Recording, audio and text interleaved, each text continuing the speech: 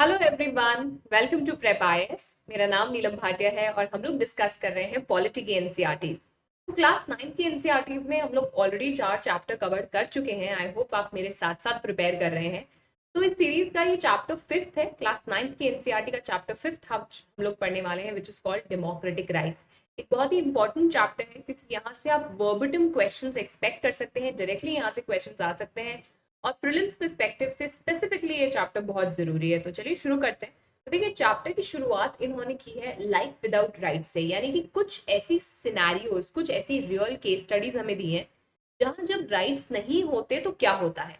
For example, यहाँ पर ग्वांटानामो Bay के बारे में बात किया गया है। तो हम सबको पता है 9/11 जो कि ट्विन टावर अटैक्स जो यूएसए में हुए थे, उसके रिस्पॉन्स में यूएसए ने दुनिया भर से कई लोगों को सीक्रेटली गिरफ्तार किया था और अपने ग्वांटानामो बे के प्रिजन में रखा था। देखिए, ग्वांटानामो बे एक आइलैंड नेशन है जो आपको क्यूबा के पास में मिलता है। And not only from America, not only from US, but from world over बहुत सारे लोगों को ओवरनाइट गिरफ्तार कर लिया गया और उनको ग्वांटानामो बे में रखा गया। अब देखिए, ये प्रूवन है, इस पे बहुत सारा इंटरनल रिसर्चेज हुई। एमनेस्टी इंटरनेशनल, जो बाय द वे एक इंटरनेशनल ह्यूमन राइट्स ऑर्गेनाइजेशन है, ये प्रीलिम्स का क्वेश्चन है। क्वेश्चन ऐसा आया था कि एमनेस्टी इंटरनेशनल इनमें से क्या है। So Amnesty International is a international human rights organisation. तो देखिए, बहुत सारे मीडिया हाउसेस ने यहाँ सीक्रेटली जाने की कोशिश करी, इंटरोगेशन करने की कोशिश करी और बहुत सारे इंसाइडर रिपोर्ट्स ने बताया कि ग्वांटानामो बे में अगर आप देखें किस तरीके का टॉर्चर होता है प्रिजनर्स के साथ, तो वो कहीं से भी यूएस लॉ को फॉलो नहीं करता। इनफैक्ट अगर आप देखें तो जो बेसिक ह्यूमन राइट्स हैं वो भी उनको डिनाई किए गए थे। इवन प्रिजनर्स ऑफ वॉर के साथ ऐसा ट्रीटमेंट नहीं किया जाता। Even basic rights and the punishment are very very cruel. अगर मैं आपको एग्जांपल दूं तो रेक्टम फीडिंग जैसे पनिशमेंट्स ग्वांटानामो बे में देखे गए। मतलब आप ये कह लीजिए कि इन ह्यूमैनिटी की जो भी लिमिट है वो ग्वांटानामो बे में पूरी हो रही थी। इसके खिलाफ ऑब्वियसली कई सारी इंक्वायरीज भी हुई, बहुत सारे लोगों ने इसके साथ प्रोटेस्ट भी, इसके खिलाफ प्रोटेस्ट भी किया। यूएन सेक्रेटरी जनरल ने ये भी बोला कि ग्वांटानामो बे को तुरंत इफेक्ट से बंद कर देना चाहिए, बट यूएस ने किसी की बात नहीं सुनी। यहाँ पर हमें उसके हेजेमनिक टेंडेंसीज के बारे में पता चलता है। एंड यहाँ ये भी पता चलता है कि कैसे वो लोग जो ग्वांटानामो बे में रह रहे थे, they were denied even basic human rights. अब देखिए, हमारे मन में सवाल आ सकता है कि मैम, ये तो ना यूएस की गवर्नमेंट ने किसी और देश के सिटीजन्स के साथ ऐसा किया, एक देश की गवर्नमेंट अपने ही सिटीजन्स के साथ ऐसा नहीं करेगी। To understand this, let's go to Saudi Arabia and let's understand वहाँ का कैसा सिस्टम है। तो कंट्री देखिए, हेरिडिटरी किंग के द्वारा रूल की जाती है और लोग उन्हें इलेक्ट नहीं करते, यानी डेमोक्रेसी एग्जिस्ट नहीं करती। किंग ही अपना लेजिस्लेचर चूज करते हैं, किंग ही अपना एग्जीक्यूटिव चूज करते हैं और वही जजेस भी अपॉइंट करते हैं। सिटीजन्स किसी भी तरीके की पॉलिटिकल पार्टिसिपेशन, पॉलिटिकल ऑर्गेनाइजेशंस नहीं बना सकते। मीडिया कुछ ऐसा नहीं लिख सकती जो मोनार्क के खिलाफ है। लोगों के पास कोई फ्रीडम ऑफ रिलीजन नहीं है। अगर आप नॉन मुस्लिम हैं तो आप अपना रिलीजन फॉलो कर सकते हैं, बट सिर्फ प्राइवेट स्फीयर में, पब्लिक स्फीयर में नहीं। विमेन की अगर हम बात करें तो very recently they got something called as right to drive. इससे पहले इवन राइट टू ड्राइव नहीं था उनके पास में। तो if you go to see what is the condition of women in Saudi Arabia, you would understand. तो what I am trying to tell you here, ये तो उसी देश की सरकार है और उसी देश के मोनार्क हैं, बट यहाँ हम देख रहे हैं कि ऐसे लोगों के पास कुछ बेसिक ह्यूमन राइट्स एग्जिस्ट नहीं करते। तो आप में से कुछ लोग कहेंगे मैम, ये तो इसलिए हो रहा है क्योंकि ये मोनार्की है। राइट, डेमोक्रेसी हम पढ़ के आए हैं, डेमोक्रेसी में ऐसा कुछ नहीं हो सकता। तो एनसीईआरटी ने बहुत ब्यूटीफुली हमें इसका भी एग्जाम्पल दिया है। वो ले गए हमें कोसोवो। देखिए, दुनिया में एक कंट्री हुआ करती थी, लेटर ऑफ कोर्स वो डिसइंटीग्रेट हो गई। इस कंट्री का नाम था यूगोस्लाविया। अब देखिए, यूगोस्लाविया में अगर आप पूरी कंट्री की मेजोरिटी निकालें तो यूगोस्लाविया में मेजोरिटी में थे सर्ब्स, राइट। लेकिन यूगोस्लाविया का एक प्रोविंस जिसका नाम है कोसोवो, वहां मेजोरिटी में थे अल्बेनियंस। अब बात समझिएगा आप, यूगोस्लाविया कंट्री है, कंट्री में सर्ब्स मेजोरिटी में है, कंट्री का एक प्रोविंस है कोसोवो जिसमें अल्बेनियंस मेजोरिटी में है। अब हुआ क्या, यहाँ पर एक नैरो माइंडेड, एकदम सर्ब नेशनलिस्ट मिलोशेविक नाम के इंसान ने गवर्नमेंट बनाई। ऑब्वियसली बाकायदा इलेक्टो कराए, लोगों ने इन्हें चुना, but once he came to power he became very very autocratic. बहुत अपनी पोजीशन का मिसयूज किया और अपने आप को डोमिनेट किया। एंड ही सेड, मुझे अब एथनिक माइनॉरिटी अल्बेनियंस को यहाँ से हटाना है। या तो वो ये कंट्री छोड़े या वो सर्ब्स की डोमिनेंस को एक्सेप्ट कर लें। तो ऐसा कह सकते हैं आप, एक एथनिक मैसेकेर हुआ यहाँ पर। बहुत सारे अल्बेनियंस को मारा गया उनके घर में घुस घुस के. This was really one of the worst you can say massacre that the world has seen. और बाय द वे ये कोई और बाहर से आके नहीं कर रहा था, उसी देश की आर्मी उसी देश के लीडर के कहने पर ऐसा कर रही थी. बाय द वे वो लीडर जो डेमोक्रेटिकली इलेक्टेड था. ना प्लीज अंडरस्टैंड, ऑब्वियसली बाद में वो हार गए और उनके खिलाफ कई सारे ट्रायल्स भी हुए इंटरनेशनल कोर्ट ऑफ जस्टिस में. पर हमने देखा 3 instances, Guantanamo Bay, Kosovo and in the case of Saudi Arabia, कैसे people were denied some, even what you call as the basic human rights. And this brings us to the question as to why are rights important. Rights इतने important क्यों हैं और democracy में basically उनकी क्या जगह है. तो देखिए राइट्स ना कोई फ्री भी नहीं है, यानी ये कोई आप पर एहसान नहीं कर रहा आपको राइट्स देके. राइट्स एक्चुअली क्लेम्स हैं. जब आप किसी चीज को क्लेम बोल देते ना, उसके साथ गारंटी अटैच हो जाती है. आप बोल सकते हैं you can go and claim this reward, मतलब आप जाकर और हक से बोल सकते हैं दैट मेरे पास ये राइट है. So rights are actually claims. But ये क्लेम हमें किसके अगेंस्ट मिलते हैं, किसके लिए मिलते हैं? तो claim in terms of fellow citizens, claim in terms of government and claim in terms of society. तो अगर आपको बोल दिया you have freedom of speech and expression, कोई दूसरा इंडिविजुअल, कोई गवर्नमेंट, कोई सोसाइटी आपको नहीं रोक सकती अपने विचार प्रकट करने से. Remember rights are claims, is very important. हम सबको यह हक होना चाहिए कि हम खुशी से रहें, बिना फियर के रहें, हमारे साथ बुरा ट्रीटमेंट ना हो. And for this we expect others to behave in similar fashion. हम अगर खुद किसी को हर्ट नहीं, you know we don't want ourselves to get hurt, तो हम और किसी को भी हर्ट नहीं करेंगे. तो यहाँ पर ये बात समझने की जरूरत है कि राइट्स क्लेम तो हैं, पर वो तभी एग्जिस्ट कर सकते हैं जब वो ड्यूटीज के साथ आए. आप ऐसी राइट्स नहीं मान सकते जिससे आप दूसरों को हार्म कर रहे हैं. आप ऐसा राइट्स डिमांड नहीं कर सकते जिससे आप दूसरे सिटीजन के राइट्स पर हैम्पर कर रहे हैं. सो इसके लिए टर्म देखिए क्या यूज होता है, your rights should be reasonable. तो क्लेम्स तो है, but these claims should be reasonable, very very important. And each right comes with an obligation to respect others' right. तो आप तब तक अपने राइट्स को फुली एंजॉय नहीं कर सकते जब तक आप दूसरे के राइट्स को रिस्पेक्ट ना करें. ना just because we claim something it does not become our right. ऐसे बोल देने से कोई राइट नहीं बन जाता. इसके लिए 2 चीजें चाहिए होती है. One, it should be recognised by the society and second, it should be recognised by the constitution. अब यहाँ पर कई लोग ये कहेंगे कि ma'am what if the society does not recognise one right, can it still be a part of the constitution or can it still be a part of the law book? अब देखिए आज से कुछ साल पहले अगर हम LGBTQ राइट्स की बात करते तो शायद वो इतना सोसाइटी में उसको लेकर इतनी एक्सेप्टेंस नहीं आती. But on the other hand क्योंकि बात होना स्टार्ट हुई इसीलिए सोसाइटी में एक्सेप्टेंस आई. तो हर सोसाइटी रूल्स को इन्फ्लुएंस करती है और हर रूल सोसाइटी को इन्फ्लुएंस करता है. एंड फाइनली इसको जो रीजनेबिलिटी का जो क्लेम है, जो इन्फोर्समेंट है, वो कौन प्रोवाइड करता है? वो प्रोवाइड करता है हमारा कॉन्स्टिट्यूशन. जब तक आप उसे रिटन में नहीं लिख देते ना, तब तक उसके पास रियल फोर्स नहीं आती. So unless and until you mention it in the constitution, it does not find real force. वरना तो वो सिर्फ मॉरल राइट्स है, वरना फिर वो सिर्फ नेचुरल राइट्स है. तो जो प्रिजनर्स थे ग्वांटानामो बे के, they had the moral claim not to be tortured, but they could not go to anyone. क्यों? क्योंकि इसके लिए कोई इन्फोर्समेंट अवेलेबल नहीं था. तो ध्यान रखिएगा, राइट्स को मीनिंग तभी मिलता है जब वो क्लेम्स बन पाते हैं, वो रीजनेबल क्लेम्स होते हैं और रिकॉग्नाइज किए जाते हैं बाय सोसाइटी एंड सैंक्शन किए जाते हैं by law. This line is very very important. They are recognised by society and sanctioned by law. Next question, why do we need rights in a democracy? हम पहले भी पढ़ के आए हैं, डेमोक्रेसी में सबसे इंपॉर्टेंट होते हैं लोग. From right to vote to right to get elected to the government, you always need to put people first. और अगर आपको लोगों को फोरफ्रंट में रखना है, आपको कहीं ना कहीं उनको बहुत सारे राइट्स देने पड़ेंगे. Right to express their opinion, right to form political parties और right to participate in political activities. अब ऑल्सो प्लीज अंडरस्टैंड हियर, हमेशा डेमोक्रेसी में हम देखते हैं somehow rule of the majority होता है. यानी जो ज्यादा नंबर में है, समहाउ उन नंबर्स की वजह से वो गवर्नमेंट को भी कंट्रोल करते हैं, वो सोसाइटी को भी कंट्रोल करते हैं. बट राइट्स काम करते हैं माइनॉरिटीज को बचाने का against the operation of the majorities. तो ऐसा नहीं कि मेजॉरिटी का जो मर्जी आएगा वो करेंगे. They have to respect the rights of the minorities. और ये कब पॉसिबल होता है? जब आप राइट्स दे जो कि क्या है, क्लेम्स है, जिसके लिए हमारे पास क्या अवेलेबल है, सैंक्शंस अवेलेबल है। इन द सेंस अगर वो कभी वायलेट किए जाते हैं, we can go and approach, have certain sanctions for wrong with the pen. Anyway, so in most democracies ये जो बेसिक राइट्स हैं वो हमेशा लिखे हुए मिलेंगे आपको।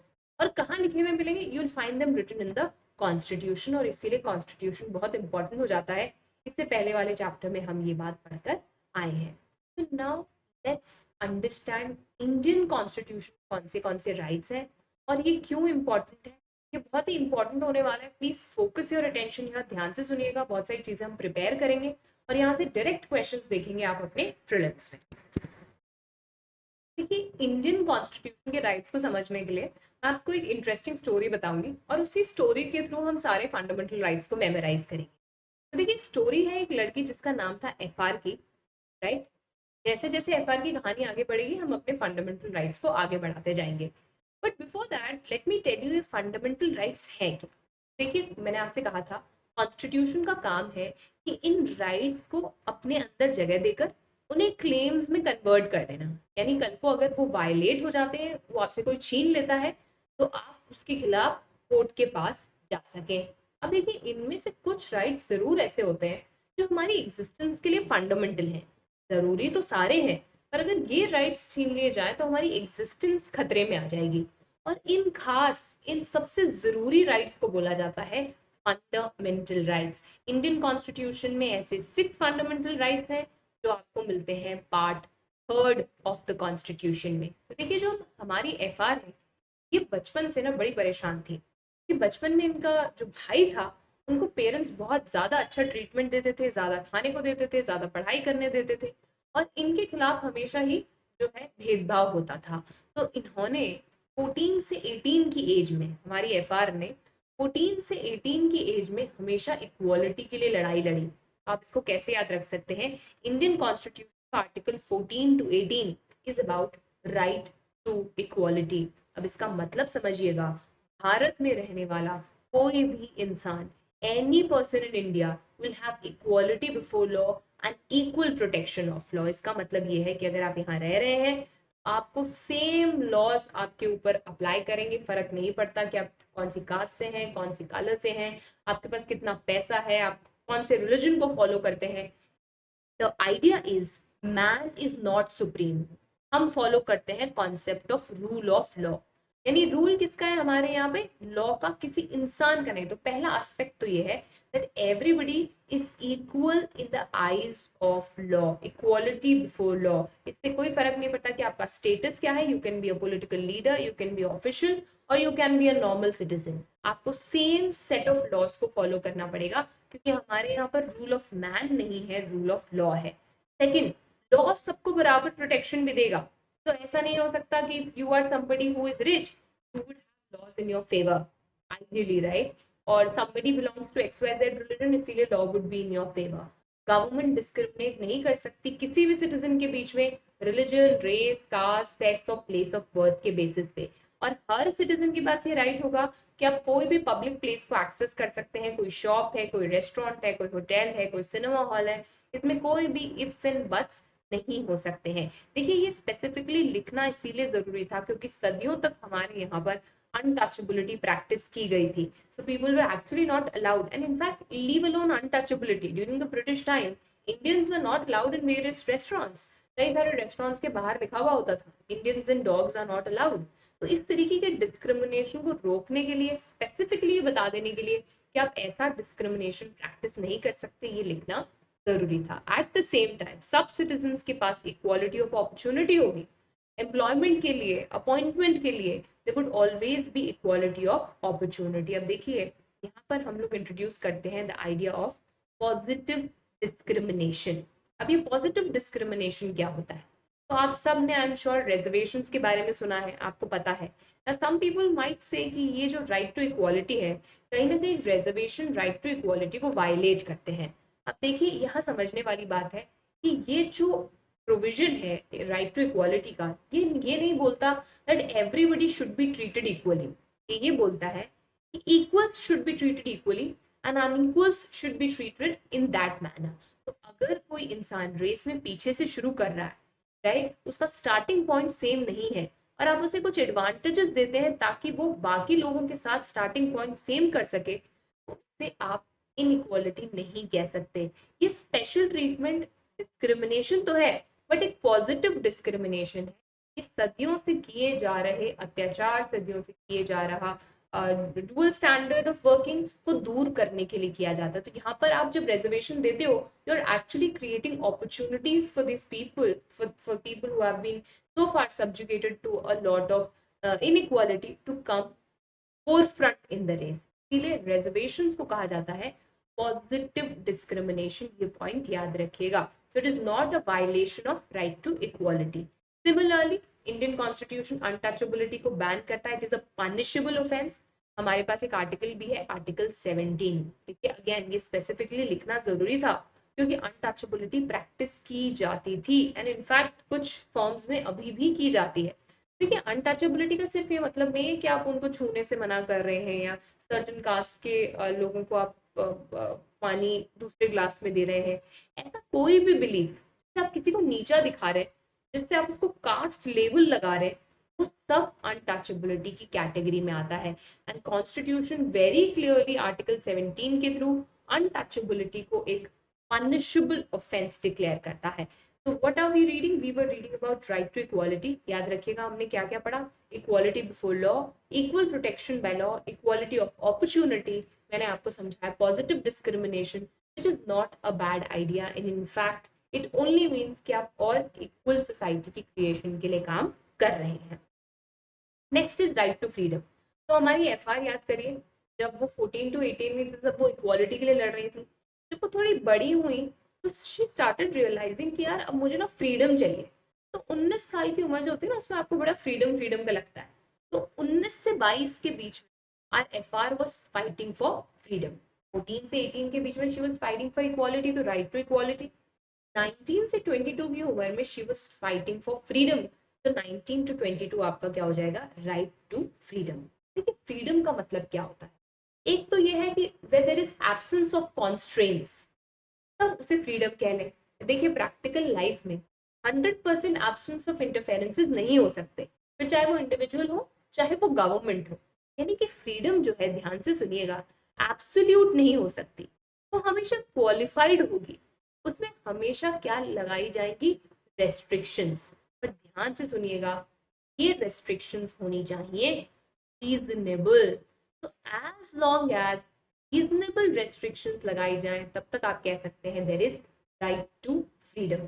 किस किस तरीके की राइट टू फ्रीडम की बात की गई है? Right to freedom of speech and expression, right to assemble in peaceful manner. आप एसोसिएशंस बनाना चाहते हैं, आप कंट्री में कहीं और मूव करना चाहते हैं, कंट्री की किसी और पार्ट में रहना चाहते हैं, किसी भी तरीके का प्रोफेशन कैरी आउट करना चाहते हैं, आपको रोका नहीं जा सकता। कहने को आज ये बहुत सिंपल बात लगती होगी, but there was a time when some people could not imagine to be doctors. You might belong to a particular caste and you might have to follow the same profession। ऐसा आज बिल्कुल नहीं है, आप चाहे जो प्रोफेशन प्रैक्टिस, प्रोपोगेट या follow कर सकते हैं। बट याद रखिएगा, फ्रीडम कोई अनलिमिटेड लाइसेंस नहीं है to do whatever you want. मैंने आपसे कहा, ये एब्सोल्यूट नहीं है, ये हमेशा रीजनेबल रेस्ट्रिक्शन के साथ आएंगी। प्रोवाइडेड क्या है? The restrictions should be reasonable. सबसे पहले तो मैंने आपको बताया freedom of speech and expression. अगर आप गवर्नमेंट की किसी पॉलिसी के साथ डिसएग्री करते हैं तो आप कम्युनिकेट कर सकते हैं। If you are for something, if you are against something, if you want to criticise, if you want to write a newspaper article, all of it is possible। this is called freedom of speech and expression। But याद रखिएगा, इस चक्कर में आप ऐसा कुछ नहीं कह सकते जिससे पब्लिक ऑर्डर खराब हो रहा हो, जिससे आप लोगों को वायलेंस के लिए इंस्टिगेट कर रहे हो, आप लोगों को गवर्नमेंट के अगेंस्ट रिपेल करने के लिए इंस्टिगेट कर रहे हो, जिसको हम बोलते हैं हेट स्पीच। तो यस, फ्रीडम ऑफ एक्सप्रेशन है, पर उसका इस्तेमाल आप इस तरह से नहीं कर सकते कि आप जो है हेट स्पीच दे रहे हैं, आप कुछ ऐसी बातें कह रहे हैं जिससे people are getting agitated. You can't do that. आप किसी को डिफेम नहीं कर सकते, क्योंकि फ्रीडम ऑफ एक्सप्रेशन है, इसलिए मैं किसी के बारे में कुछ भी बोलूंगी। You can't do that. Defamation यहाँ पर क्या मतलब है? कुछ गलत कह रहे हैं, कुछ मीन कह रहे हैं, और आप उस पर्सन की रेपुटेशन को खराब कर रहे हैं। But obviously citizens have the freedom to hold meetings, मिल सकते हैं, प्रोसेशंस निकाल सकते हैं, रैलीज निकाल सकते हैं, प्रोटेस्ट कर सकते हैं, डिमॉन्स्ट्रेट कर सकते हैं। आप अपने एसोसिएशंस भी बना सकते हैं। फॉर एग्जांपल आपने सुना होगा teachers association, lawyers association, doctors association. And yes, you have the freedom to travel in any part of the country. Obviously इसमें भी कुछ रीजनेबल रिस्ट्रिक्शंस हैं। फॉर एग्जांपल अगर आप नॉर्थ ईस्ट में जाएंगे तो वहाँ इनर लाइन परमिट का कॉन्सेप्ट है, but more or less you free to move in each part of the country. और आप चाहें जहाँ सेटल भी हो सकते हैं। तो ऐसा सपोज करिए आप राजस्थान में पैदा हुए हैं and you want to go and start working in Assam, तो आप असम में सेटल हो सकते हैं। और जैसा आपसे कहा नॉर्थ ईस्ट में और कुछ स्टेट्स में कुछ रीजनेबल रिस्ट्रिक्शंस हो सकती हैं, बट वो बहुत ही लिमिटेड है। ऑब्वियसली फ्रीडम में चॉइस ऑफ ऑक्यूपेशन भी आती है। जरूरी नहीं है कि आप एक हलवाई फैमिली में पैदा हुए हैं तो आपको हलवाई ही बनना है। आप बास्किन रॉबिन्स की आइसक्रीम चेन भी स्टैब्लिश कर सकते हैं। तो what I am trying to tell you is you have freedom of occupation. And इसमें जेंडर नॉर्म भी इंक्लूडेड है। So women cannot be told कि आप ये कर सकते हैं, आप ये नहीं कर सकते, आप इस ऑक्यूपेशन में जा सकते हैं, आप इस ऑक्यूपेशन में नहीं जा सकती। बट याद रखिएगा इन सब में रीजनेबल रिस्ट्रिक्शन हो सकते हैं। there can be some restrictions but they should be reasonable. Then you cannot take away the life and personal liberty of a person. याद करिए ग्वांटानामो बे, अचानक से आपने किसी की लाइफ ले ली, किसी की पर्सनल लिबर्टी ले ली। हाँ तो आप कहेंगे मैम फिर क्या किसी को फांसी की सजा नहीं हो सकती? बिल्कुल हो सकती है, फांसी भी हो सकती है, but it should be done as per the procedure established by law. जो लॉ का प्रोसीजर है, कोर्ट में रूलिंग आएगी जी, कोर्ट में प्रोसीडिंग्स चलेगी, जज का फैसला आएगा, जो भी रिक्वायर्ड प्रोसीजर है उसको फॉलो किए बिना कोई भी कोर्ट किसी भी इंसान को you know can't just arbitrarily put someone behind bars, या आप किसी को इस तरह से फांसी पे नहीं चढ़ा सकते। तो इट मीन्स जो पुलिस ऑफिसर्स हैं या जो गवर्नमेंट है उनकी पावर लिमिटेड है बाय द लीगल सिस्टम। उनको कुछ प्रोसीजर्स फॉलो करने हैं। फॉर एग्जाम्पल लेट्स से एक पर्सन को अरेस्ट किया गया, आपने उसको डिटेन किया है, तो आपको बताना पड़ेगा उसे रीजन कि आपको क्यों डिटेन किया गया है, what has been the reason of the arrest. Then arrested person को 24 घंटे के अंदर अंदर मजिस्ट्रेट के सामने पेश करना पड़ता है, ताकि ये देखा जा सके कि कहीं आर्बिट्री अरेस्ट तो नहीं है, जबरदस्ती अरेस्ट तो नहीं है, क्या प्राइमा फेसी सच में लग रहा है कि इस पर्सन को अरेस्ट किया जाना चाहिए या नहीं। And such a person has the right to consult a lawyer. Obviously उनको पूरा हक है कि वो अपने डिफेंस में एक लॉयर रखें और इस केस को, उनके खिलाफ जो केस चल रहा है उसको जीतने की कोशिश करें।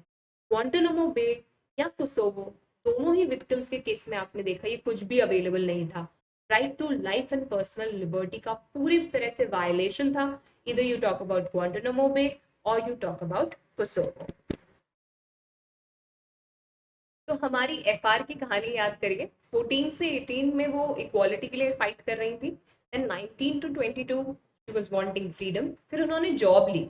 अब देखिए 23-24 की एज में ना इन्होंने जॉब लिया, और आपको पता है जॉब में क्या होता है, एक्सप्लॉयटेशन। तो इससे आप क्या याद कर सकते हैं, राइट अगेंस्ट एक्सप्लॉयटेशन, यानी right not to be exploited.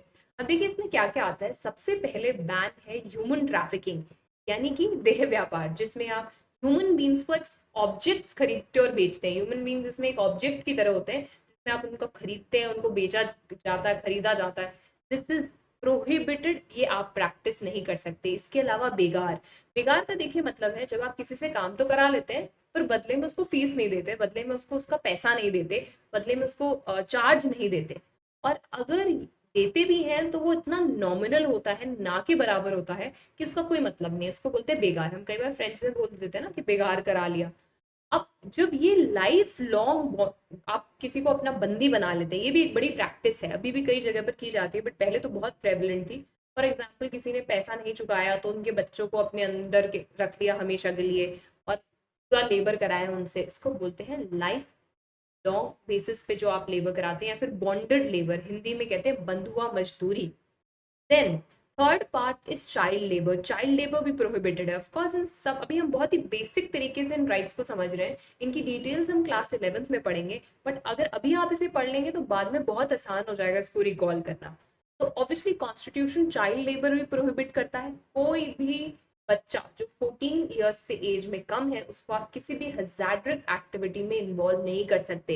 इसीलिए you can't work for railways, for ports, for any factories इस तरीके फायर क्रैकर इंडस्ट्रीज, इन सब से they cannot be employed if they are below 14 years of age. ये बात याद रखिएगा। तो कैसे हम याद रखेंगे फंडामेंटल राइट्स? एफआर की कहानी याद रखिएगा। 14 to 18 में वो इक्वालिटी के लिए लड़ रही थी, 19 से 22 में उनको फ्रीडम चाहिए था, 23-24 में वो जॉब करने लगी तो बड़ी एक्सप्लॉइट हो रही थी, तो फ्रीडम चाहिए था उनको इस एक्सप्लॉइटेशन से। Then right to freedom of religion. अब एफआर को लगा है, मुझे तो लगता है मुझे मुक्ति जो है ना, जो सोल्यूशन है ना इन सारी प्रॉब्लम का, वो रिलीजन में मिलेगा। तो उन्होंने कहा चलो, तो 25 से लेके 28 साल की उम्र में ना वो रिलीजन को एक्सप्लोर करने लगी। तो उन्होंने कहा मेरे पास है फ्रीडम ऑफ रिलीजन। तो याद करिए जब हम प्रियम्बल पढ़ रहे थे, मैंने आपसे कहा था India follows the concept of secularism. हमारा स्टेट एक सेक्युलर स्टेट है। इसका पहला मतलब ये है कि हमारे देश में कोई ऑफिशियल रिलीजन नहीं है स्टेट का। यानी आप ये नहीं कह सकते कि इंडिया एक XYZ कंट्री है, हमारे यहाँ पर कोई ऑफिशियल रिलीजन नहीं है। And the second important thing is Indian secularism में एक बहुत ही प्रिंसिपल्ड डिस्टेंस है सारे रिलीजन से। तो देखिए यहाँ पर प्लीज समझिएगा, एक होता है यूरोपियन मॉडल ऑफ सेक्युलरिज्म और एक होता है इंडियन मॉडल ऑफ सेक्युलरिज्म। तो जो यूरोपियन मॉडल ऑफ सेक्युलरिज्म है उसमें स्टेट और रिलीजन का स्ट्रिक्ट सेपरेशन है, यानी कि किसी भी हालत में स्टेट रिलीजन में इंटरफेयर नहीं करता। बट जो इंडियन मॉडल ऑफ सेक्युलरिज्म है उसमें हम ये बिलीव कर सकते हैं कि स्टेट को अगर कोई सोशल, कोई रिलीजियस इविल को हटाना है या अगर कोई पॉजिटिव चीज प्रमोट करनी है तो वो रिलीजियस प्रैक्टिसेस में इंटरफेयर कर सकते हैं, पर it should not be only for one religion. ये किसी एक रिलीजन की तरफ बायस नहीं हो सकता। And obviously freedom of religion ये भी कहता है आप चाहे जो रिलीजन प्रोफेस करें, चाहे जो रिलीजन प्रैक्टिस करें, आप चाहे तो कोई भी रिलीजन नहीं फॉलो करें, आप किसी सेक्ट को मानना चाहते हैं आप मान लें, but please remember though there is a right to propagate, आप अपने रिलीजन के बारे में दूसरों को बता सकते हैं, पर आप किसी का फोर्सफुल कन्वर्जन नहीं कर सकते। आप किसी को जबरदस्ती या फ्रॉड तरीके से या उनको अल्योर करके उनका रिलीजन कन्वर्ट नहीं कर सकते। Yes, but if you want to do it on your free will, आप किसी रिलीजन में पैदा हुए हैं, आप किसी और रिलीजन में जाना चाहते हैं, आप बिल्कुल जा सकते हैं, उसमें कोई मनाही नहीं है। इफ यू वांट कि आपको कोई रिलीजन प्रैक्टिस नहीं करना, वो भी कर सकते हैं। अब सवाल ये आता है कि क्या इसका मतलब ये है कि स्टेट रिलीजियस प्रैक्टिसेस में इंटरफेयर कर सकता है? बिल्कुल कर सकता है, as long as it is reasonable, as long as it is for the greater good. हमने देखा साबरीमाला के इशू में, हमने देखा ट्रिपल तलाक के इशू में, विमेन राइट्स प्रोटेक्शन के लिए गवर्नमेंट ने इंटरफेयर किया, स्टेट ने इंटरफेयर किया, but it was a reasonable interference. And also very very important point है, सेक्युलर स्टेट कभी भी किसी एक रिलीजन के लिए फेवर्स नहीं करेगा, कभी भी किसी एक रिलीजन के खिलाफ टैक्सेस नहीं लगाएगा। ऐसा कई बार हमारी इंडियन हिस्ट्री में हमने देखा कि एक पर्टिकुलर रिलीजन के लोगों को एक पर्टिकुलर टैक्स देना पड़ता था only because they belong to a particular religion. ऐसा कोई डिस्क्रिमिनेटरी प्रैक्टिस एक सेक्युलर स्टेट नहीं कर सकता। ऐसे ही जो गवर्नमेंट एजुकेशनल इंस्टीट्यूशंस हैं उसमें आप किसी एक रिलीजन के रिलीजियस इंस्ट्रक्शंस नहीं दे सकते। एंड ऑब्वियसली जो प्राइवेट बॉडीज हैं वो रिलीजियस गैदरिंग्स करवा सकती हैं, वो अपनी रिलीजियस प्रैक्टिसेस करवा सकती हैं, बट किसी को उसे अटेंड करने के लिए फोर्स नहीं कर सकती। सो if let's say I don't belong to that religion and I don't want to attend that religious gathering, आप मुझे फोर्स नहीं कर सकते हैं। सो फ्रीडम ऑफ रिलीजन में आप क्या क्या याद रखेंगे? सेक्युलरिज्म याद रखिएगा। स्टेट का कैसा नेचर है? स्टेट रीजनेबली इंटरफेयर कर सकता है, अदरवाइज इंटरफेयर नहीं कर सकता। हमारे पास कोई ऑफिशियल रिलीजन नहीं है। You have the right to profess any religion you want to practise propagate, but आप फोर्सफुल कन्वर्जन्स नहीं कर सकते हैं। Very important. तो हमारी जो एफआर है वो 25 से 28 के बीच में रिलीजन को एक्सप्लोर करती हैं। And finally she comes to exploring the culture. वो कहती हैं कि अब मुझे और पढ़ाई करनी है और मुझे अपने कल्चरल एस्पेक्ट को समझना है। तो next is cultural and educational rights. This is very very important because remember हमने देखा democracy will always give power to the majority. तो ऐसे में जो माइनॉरिटी है उनके प्रोटेक्शन के लिए कुछ डालना बहुत ज़रूरी था, और इसीलिए हम लेकर आए कल्चरल एंड एजुकेशनल राइट। तो अगर आपकी कोई डिस्टिंक्ट लैंग्वेज है, आपका कोई डिस्टिंक्ट कल्चर है, तो आप उसे प्रिजर्व करने, कंजर्व करने के लिए जो भी चाहें कर सकते हैं। किसी भी इंसान को अगर आप एजुकेशनल इंस्टीट्यूशन में आपको एडमिशन दिलाना है जो गवर्नमेंट का है, या जैसे गवर्नमेंट की फंड्स मिल रहे हैं, तो आप उनको वो डिनाई नहीं कर सकते ओनली ऑन द बेसिस कि ये इस रिलीजन के हैं या ये इस लैंग्वेज के हैं। इस बेसिस पे किसी को भी मना नहीं किया जा सकता। जो माइनॉरिटीज हैं उनके पास पूरा राइट है कि वो अपना एजुकेशनल इंस्टीट्यूट स्टैब्लिश करें। और बाय द वे प्लीज याद रखिएगा, यहाँ माइनॉरिटी का मतलब सिर्फ रिलीजियस माइनॉरिटी नहीं है, ये लिंग्विस्टिक माइनॉरिटीज भी हैं। और लिंग्विस्टिक माइनॉरिटीज देखिए वेरी कर सकती है। फॉर एग्जाम्पल अगर आप आंध्रा में जाएं तो तेलुगु स्पीकिंग लोग मेजोरिटी में है वहां पर। बट अगर आप वहीं कर्नाटका में जाएं तो तेलुगु स्पीकिंग माइनॉरिटी है वहां पर। सिख मेजोरिटी में है पंजाब में, बट अगर राजस्थान हरियाणा दिल्ली में देखें तो वो माइनॉरिटी में है। तो अब person who is a majority somewhere can be a minority somewhere else. By the way याद रखिएगा, रिलीजियस माइनॉरिटीज भी इंक्लूडेड है और लिंग्विस्टिक भी इंक्लूडेड है। फाइनली तो $1 million क्वेश्चन, आपने फंडामेंटल राइट्स दे तो दिए, आपने ये भी बोल दिया कि क्लेम्स है तुम्हारा हक है, पर अगर मेरा हक वायलेट हो रहा है, अगर मेरी गारंटी मुझे नहीं मिल रही है, मेरे फंडामेंटल राइट्स मुझसे छीने जा रहे हैं, तो मैं क्या करूंगी? Can I go and ask somebody, is this someone who makes my rights enforceable? वो ये डायरेक्ट कर सकता है क्या गवर्नमेंट को? हाँ जी, बिल्कुल कर सकता है। और यहीं पर आ जाता है राइट कॉन्स्टिट्यूशनल रेमेडीज, आर्टिकल 32, जो खुद में ही एक फंडामेंटल राइट है। ये फंडामेंटल राइट सिंपल है, ये कहता है कि अगर आपका कोई भी राइट वायलेट होता है, you have the right to seek remedy. आप रेमेडी मांग सकते हैं, आप डायरेक्टली सुप्रीम कोर्ट और हाई कोर्ट को अप्रोच कर सकते हैं ये कहते हुए कि मेरे फंडामेंटल राइट्स वायलेट हो रहे हैं। रिमेंबर, अगर एनफोर्सेबिलिटी हटाती जाए फंडामेंटल राइट्स में से तो वहां कुछ भी नहीं बचता। Because then if you don't have the freedom to approach court, उसको लिख देने से काफी नहीं है। इसीलिए डॉक्टर बी आर अम्बेडकर ने कहा था, right to constitutional remedy is the heart and soul of our constitution. अगर आप राइट टू कॉन्स्टिट्यूशनल रेमेडी निकाल देते हैं तो फंडामेंटल राइट्स का कोई मतलब ही नहीं निकल जाता। क्यों? क्योंकि देखिए फंडामेंटल राइट्स हमें किसके एक्सेसिव रॉन्ग एक्शन से बचाते हैं। लेजिस्लेचर कोई ऐसा लॉ ना बना ले जिससे लोगों के फ्रीडम छीन ली जाए, जिससे लोगों के इक्वालिटी छीन ली जाए। लेजिस्लेचर कहीं ऐसा लॉ ना बना ले, ध्यान से सुनिएगा, एग्जीक्यूटिव कहीं कोई ऐसा फैसला ना ले ले जिससे फंडामेंटल राइट्स वायलेट हो जाए। एंड टू इंश्योर कि लेजिस्लेचर और एग्जीक्यूटिव ऐसा ना करे, हमारे पास एक बहुत ही पावरफुल इंस्टीट्यूशन है जिसको हम बोलते हैं जुडिशरी। का काम है इन फंडामेंटल राइट्स की प्रोटेक्शन करना, इनको इन्फोर्स करना, फिर चाहे वो प्राइवेट इंडिविजुअल्स के अगेंस्ट हो या फिर वो गवर्नमेंट बॉडीज के अगेंस्ट हो। ध्यान रखिएगा, इस एनफोर्समेंट के लिए, फंडामेंटल राइट्स के एनफोर्समेंट के लिए इशू की जाती हैं रिट्स।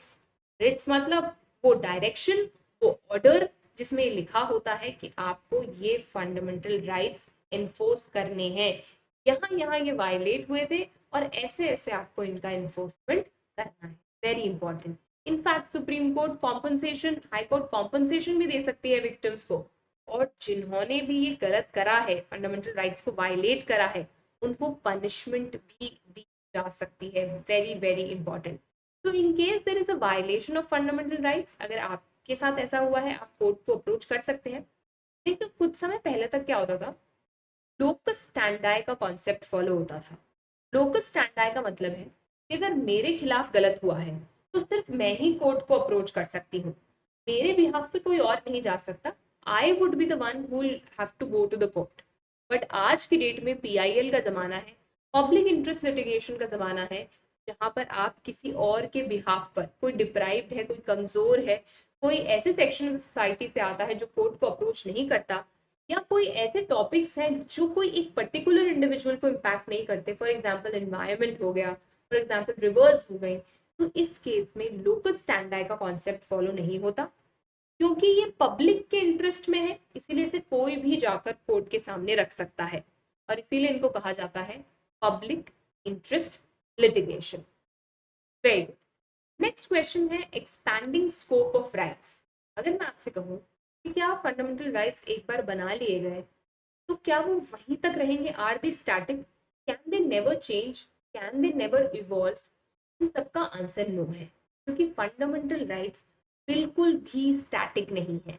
हाँ, फंडामेंटल राइट्स सबसे जरूरी है, they form the base of our constitution, but ये समय के साथ बदलते भी हैं और इनका स्कोप वाइडन भी होता है। Let me give you an example. Right to privacy. Court ने कई केसेस में ये माना कि right to privacy is an important part of article right to life and personal liberty, जहां ये बोला गया कि अगर आप किसी से प्रिवेसी छीन रहे हैं तो कहीं ना कहीं right to life and personal liberty भी उसका असर पड़ रहा है। Right to education actually added to the list of rights. Right to information to citizens, right to information, जिसके बारे में अभी तक कोई बात नहीं कर रहा था, and everybody started talking about it, found place in the list of fundamental rights. कहने का मतलब ये है कि चाहे फंडामेंटल राइट्स 6 ही रहे, पर उसके अंदर के जो सब क्लॉजेस है उनका स्कोप समय के साथ बढ़ता रहता है। इस एक्सपेंशन का क्रेडिट किसको जाता है? हमारी सुप्रीम कोर्ट और हाई कोर्ट। समय के साथ, जमाने के बदलने के साथ फंडामेंटल राइट्स के स्कोप का बदलना बहुत जरूरी है। और कई बार ऐसा भी होता है कि जो राइट नो लॉन्गर फंडामेंटल है उसको वहां से हटा दिया गया। फॉर एग्जाम्पल हमने देखा property, right to property was once a fundamental right but it is now only a constitutional right. ऐसे ही याद रखिएगा, राइट टू वोट एक फंडामेंटल राइट नहीं है। यहाँ से क्वेश्चन आ जाता है, that is right to vote a fundamental right? No, right to vote is not a fundamental right but it is a constitutional right. तो क्या आप मुझे कमेंट बॉक्स में बताएंगे कि इंडिया में right to health fundamental rights का part है क्या? और अगर है तो ये कौन से फंडामेंटल राइट्स के अंदर आता है? Question is simple, do we have right to health as a fundamental right? If yes, तो वो कौन से आर्टिकल के अंदर आएगा, कौन से फंडामेंटल राइट के अंदर आएगा? Finally, increasingly governments of the world are talking about human rights. तो फंडामेंटल राइट्स, कॉन्स्टिट्यूशनल राइट्स काफी नहीं है, आज बात की जा रही है ह्यूमन राइट्स की। बहुत सिंपल भाषा में बोलूं तो फंडामेंटल राइट्स में से कुछ राइट्स ऐसे हैं जो सिटीजन्स और नॉन सिटीजन्स को मिलते हैं, लेकिन ह्यूमन राइट्स वो राइट्स हैं जो सिटीजन होने से नहीं आते। Only because you are a human, you deserve certain rights, and these rights are known as human rights. So world over बात हो रही है आज human rights की। More and more countries are talking and including human rights in their constitution. तो ये था chapter on rights. I hope आपको सारे फंडामेंटल राइट्स समझ में आए। एक ओवरव्यू लिया हमने, फंडामेंटल राइट्स क्यों इंपॉर्टेंट है ये भी डिस्कस किया, and how it is so essential for a democracy to respect fundamental rights. So this was chapter 5. I hope आपको ये chapter समझ में आया, it made some sense to you. All the very best and happy learning.